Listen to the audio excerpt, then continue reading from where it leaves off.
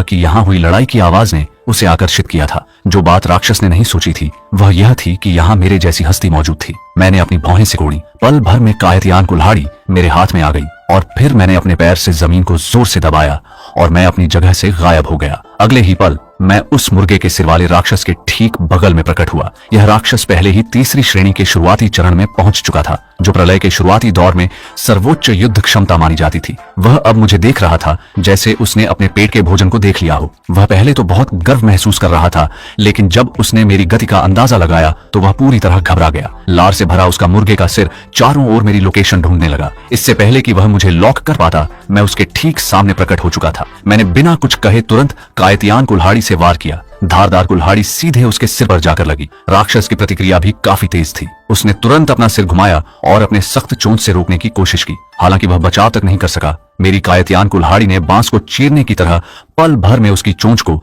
दो हिस्सों में काट दिया। छिपकली राक्षस की ऊर्जा को सोखने के बाद मुझे बहुत बड़ा अपग्रेड मिला था। अब मैं जब चाहूं तब तीसरी श्रेणी का जागृत व्यक्ति बनने के लिए तैयार था। चोंच के कटते ही खून का फव्वारा छूट पड़ा और कुछ ही देर में वह राक्षस जमीन पर गिरकर मर गया। मैंने कायतियान कुल्हाड़ी को वापस रख लिया और प्यार से कहा। शिया वानरू ने आज्ञाकारी बच्ची की तरह अपना सिर हिलाया। उसमें उस क्रूर रूप का नामो निशान नहीं था जो थोड़ी देर पहले दिखा था। वह बिल्कुल पड़ोस की एक छोटी लड़की जैसी लग रही थी। उसने आज्ञा मानते हुए अपनी मिमिक कॉम्बैट स्पिरिट को बाहर बुलाया। बाहर आई बीयू लिंगजियाओ बेहद उत्साहित थी और शिया वानरू से लिपट कर लाड़ करने लगी। बीयू लिंगजियाओ ने हवा में खुशी से एक चक्कर लगाया, जब तक कि उसकी नजर उस राक्षस की लाश पर नहीं पड़ी। तब उसे समझ आया कि उसे बाहर खाना खाने के लिए बुलाया गया था। बीयू लिंगजियाओ ने कृतज्ञता से शिया वानरू को देखा और फिर बिना किसी देरी के राक्षस पर टूट पड़ी।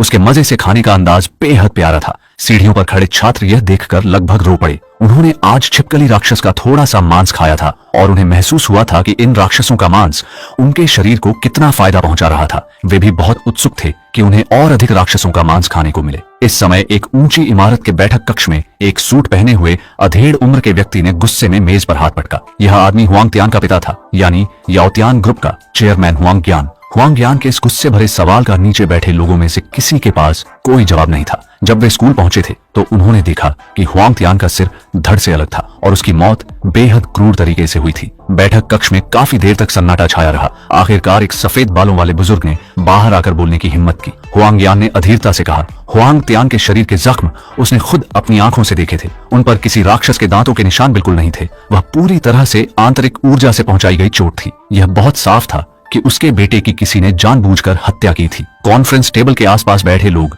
हुआंग त्यान की मौत के बारे में चर्चा कर रहे थे। यह जानकर कि यह किसी जागृत व्यक्ति का काम है, वे सभी काफी डर गए थे। इन 2 दिनों में उन्होंने विकृत राक्षसों की भयानकता को अच्छी तरह देख लिया था, तो फिर जागृत लोगों की बात ही क्या करनी। हुआंग ज्ञान ने अपनी मुट्ठियां भींच ली और अपने दांत पीसने लगा। वह इस समय चेंजी से बेहद नफरत कर रहा था। तभी एक लंबी टोपी पहने हुए आदमी ने खड़े होकर कहा। प्रलय के भड़कने के बाद उसके परिवार में कई जागृत लोग सामने आए थे। हुआंग यान ने भी अपने सामने खड़े इस बड़े अधिकारी की मंशा को समझ लिया था। वे सभी व्यापारी थे। बिना किसी फायदे के कोई भी कदम नहीं उठाएगा। बिना मुनाफे का सौदा न करना उनका पुराना सिद्धांत था। उस आदमी ने हुआंग यान की तरफ अपनी 5 उंगलियां फैलाकर कहा, अगर पुराना समय होता तो कोई भी हुआंग यान से इस तरह बात करने की हिम्मत नहीं करता, लेकिन अब समय बदल चुका था। उसके परिवार में जागृत लोग आ चुके थे और उसके पास इस बातचीत का पूरा अधिकार था। अगर हुआंग यान के पास भी कुछ अपनी ताकतें न होती तो वह कब का अपने परिवार के जागृत लोगों को बुलाकर याओतियान ग्रुप को जबरन अपने नाम कर चुका होता। ली फेंक, तो तुम्हारी नजर हमेशा से मेरी संपत्ति पर थी। मैं तो तुम पर बहुत भरोसा करता था।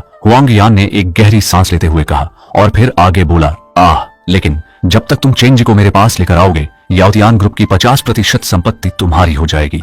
अपने बेटे हुआंग त्यान का बदला लेने के लिए हुआंग यान सब कुछ दांव पर लगाने को तैयार था। हुआंग मालिक वास्तव में बहुत दरिया दिल है। मेरा इंतजार करो, 2 दिन बाद चेंजी का सिर स्वाभाविक रूप से आपके सामने होगा। ली फेंक नाम का यह आदमी जोर से हंसा और बैठक कक्ष से बाहर निकल गया। बाहर आते ही उसने एक फोन मिलाया। हेलो ओल्ड 8, तुम्हें मेरे लिए एक आदमी को मारना होगा। बेहतर होगा कि तुम ओल्ड 6 और बाकी लोगों को भी साथ ले लो। फोन की दूसरी तरफ पूरे शरीर पर घने बालों और नुकीले दांतों वाला एक जंगली सुअर जैसा राक्षस अपने शिकार का पीछा कर रहा था।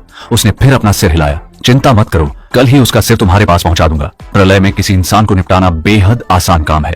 होटल के अंदर शिया वानरू ने मेरी बात मानते हुए मिमिक कॉम्बैट स्पिरिट द्वारा उस राक्षस को सोखने दिया, जिसके बाद उसे भी एक बहुत बड़ा अपग्रेड मिला और वह सफलतापूर्वक दूसरी श्रेणी के शिखर पर पहुंच गई। बस दुर्भाग्य यह था कि इस राक्षस से कोई क्रिस्टल पैदा नहीं हुआ, नहीं तो आज रात हम दोनों में से कम एक व्यक्ति तीसरी श्रेणी में पहुंच जाता। दूसरी मंजिल पर वापस आकर मैंने अपना कमरा बदला, एक गर्म पानी से स्नान किया और अपने शरीर की सारी गंदगी साफ की। शिया वानरू ने कहा कि उसे डर लग रहा है और वह जबरदस्ती मेरे साथ सोने आ गई। जब मैं नहाकर बाहर आया तो मैंने देखा कि शिया वानरू पहले से ही मेरे बिस्तर पर लेटी हुई थी।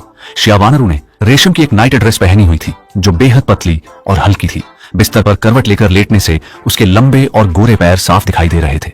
मैं भी आखिर एक गर्म खून वाला युवा लड़का था। इस दृश्य को देखकर मेरे शरीर का खून खौलने लगा। तुम ऐसे ही सो रही हो, कंबल भी नहीं ओढ़ा? मैंने सीधे लेटी हुई शिया वानरू को देखकर कहा। तो श्याव जी, शिया वानरू की सांसें महक रही थी। उसने अपना हाथ बढ़ाकर कंबल को थोड़ा खींचा। मैंने शिया वानरू के खूबसूरत शरीर को देखा और आगे बढ़कर उसे अपनी बाहों में कसकर जकड़ लिया। कंबल हटाया गया और फिर कई ऐसी चीजें हुई जिनका वर्णन शब्दों में नहीं किया जा सकता। समय बीतकर अगली सुबह आया। वह पुरानी शांत सुबह अचानक टैंकों के चलने की तेज आवाजों से गूंज उठी। एक धमाके के साथ एक तोप का गोला होटल के मुख्य दरवाजे पर आकर लगा, जिससे पूरा होटल हिलने लगा। गलियारे के बाहर सो रहे छात्र अचानक जाग गए और घबराकर मेरे कमरे के दरवाजे के बाहर दुबक गए। कल रात अंदर का युद्ध बेहद भीषण था।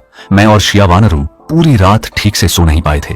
अब जब बाहर असामान्य स्थिति पैदा हो गई थी तो उनकी भी मुझे आसानी से जगाने की हिम्मत नहीं हो रही थी। लेकिन मैं पहले से ही बाहर की स्थिति को भांप चुका था। मैं बस खिड़की का पर्दा हटाकर देखने ही वाला था कि बाहर टैंकों की एक पूरी फौज खड़ी थी जो साफ तौर पर मेरे लिए ही आई थी।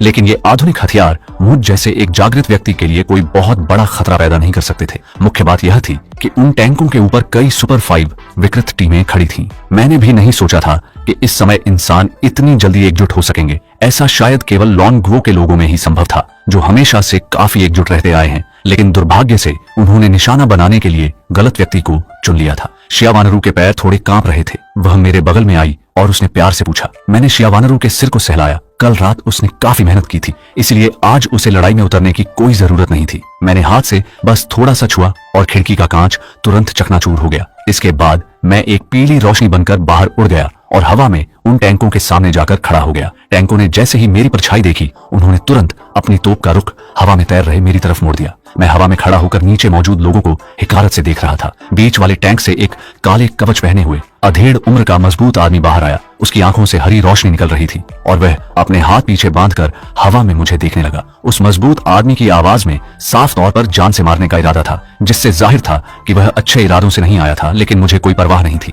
मेरी बुलंद आवाज पूरे आसमान में गूंज उठी। मेरा जवाब सुनकर उस अधेड़ उम्र के आदमी की आंखें और गहरी हो गईं। वह हुआंग यांग की कंपनी के उस लंबी टोपी वाले आदमी के परिवार का जागृत व्यक्ति था। लंबी टोपी वाले आदमी से खबर मिलने के बाद उसने सेना से छीने गए टैंकों को इकट्ठा किया और रात भर में यहाँ पहुंच गया। लिन याओ ने अपनी दोनों मुठ्ठियां भींची और उसके शरीर पर नीले हरे रंग के कवच की एक परत चढ़ गई। ये उसकी जागृत प्रतिभा ब्लू ड्रैगन आर्मर थी। वह प्रलय के आते ही जागृत हुआ था और अपने परिवार की मदद से केवल एक दिन के भीतर ही उसने अपनी ताकत को दूसरी श्रेणी के शिखर तक पहुंचा दिया था। अपनी जागृति की विशेष प्रकृति के कारण उसकी युद्ध क्षमता इस समय तीसरी श्रेणी के शुरुआती जागृत व्यक्ति के बराबर थी। मैंने लिन याओ को देखा और बिना किसी झिझक के साफ कह दिया, चाहे कोई भगवान के आदेश पर आया हो या हुआंग यांग के कहने पर मेरे लिए परेशानी खड़ी करने आया हो या खुद हुआंग यांग ही क्यों ना आया हो, मैं सीधे मुकाबला करूंगा और कोई कसर नहीं छोड़ूंगा। पिछली जिंदगी में मैं पहले ही बहुत घुट घुट कर जी चुका था। लिन याओ ने एक क्रूर मुस्कान बिखेरी, मुट्ठी भींची और एक जोरदार कदम बढ़ाया। वह एक साफ रोशनी की किरण बनकर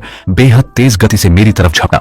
सामने से आते हुए लिन याओ को देखकर मैं पूरी तरह शांत था और उसके मेरे करीब आने का इंतजार करने लगा। लिन याओ ने मुझे इतना शांत देखकर मन ही मन थोड़ा हैरान हुआ। उसके जैसे एक शीर्ष स्तर के जागृत व्यक्ति का सामना करते हुए भी कोई इस तरह शांत और अविचलित रह सकता था। लिन याओ की अंतरात्मा ने उससे कहा कि यह नौजवान साधारण नहीं है, लेकिन लिन याओ को अपनी जागृत ताकत पर पूरा भरोसा था कि वह 1 मिनट के भीतर मुझे मार गिराएगा। केवल कुछ ही सेकंड में लिन याओ टैंक की जगह से तेजी से उड़कर मेरे ठीक सामने आ गया और फिर उसने पूरी ताकत से एक घूंसा सीधे मेरे पेट पर मारा। और मैंने भी अपनी तरफ से कोई मिमिक हथियार बाहर नहीं निकाला, बस धीरे से अपना हाथ आगे बढ़ाया और लिन याओ के घूंसे को पकड़ लिया। मैं देखना चाहता था कि मेरी इस प्रतिभा और एक सुपर 5 जागृत व्यक्ति के बीच क्या अंतर है। एक धमाके के साथ हमारे हाथों की भिड़ंत से निकली ऊर्जा ने पूरे अंतरिक्ष को हिला दिया। लिन याओ का घूंसा मेरी एक हथेली के बीच कसकर जकड़ लिया गया था। वह मुझे पूरी तरह से अचरज और नाराजगी से देख रहा था। वह दूसरी श्रेणी के शिखर का एक सुपर 5 जागृत व्यक्ति था। उसकी पूरी ताकत से मारी गई एक मुट्ठी को इतनी आसानी से पकड़ लिया गया था। लिन याओ ने अपने दांत भींचे और पूरी ताकत लगाई ताकि मेरे हाथ से खुद को छुड़ा सके, लेकिन दुर्भाग्य से आधे मिनट तक छटपटाने के बाद भी वह टस से मस नहीं हुआ। मैं अपने सामने खड़े घबराए हुए लिन याओ को एक हल्की मुस्कान के साथ देख रहा था। वास्तव में मेरी पंगु शारीरिक बनावट बहुत शक्तिशाली थी। केवल शरीर की ताकत के दम पर ही वह इन सामान्य सुपर 5 जागृत लोगों को पूरी तरह कुचल सकती थी। लिन याओ गुस्से के मारे लगभग कुछ बोल नहीं पा रहा था।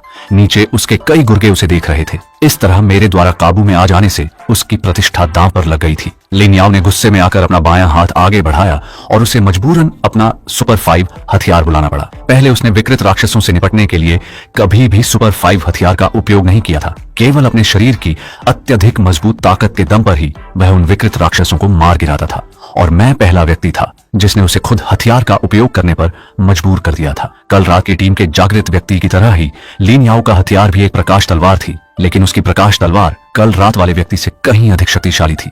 उस पर एक छोटे नीले रंग का ड्रैगन तलवार के चारों ओर उड़ रहा था और उसमें से ड्रैगन की दहाड़ की आवाज साफ निकल रही थी। एक सरसराहट की आवाज के साथ लिन याओ ने मेरी गर्दन की तरफ आड़ा वार किया। तलवार से निकलने वाली तेज धार ऐसी थी जिससे बचना मुश्किल था। उसके इस सटीक हमले के सामने मैंने बस थोड़ा सा अपने शरीर को घुमाया और बेहद तेज गति से इस वार को चकमा दे दिया। लेकिन मेरे इस तरह चकमा देने से हाथ की पकड़ की ताकत थोड़ी बढ़ गई और लिन याओ का दाहिना हाथ घूम गया। तुरंत ही लिन याओ का दाहिना हाथ जिंदा ही 90 डिग्री से ज्यादा घूम गया। अतीव्र दर्द के कारण लिन याओ के चेहरे की मांसपेशियां पूरी तरह खिंच गईं। लिन याओ दर्द से बुरी तरह चिल्लाने लगा। वह आवाज गांव में सुअर काटने से भी ज्यादा भयानक थी।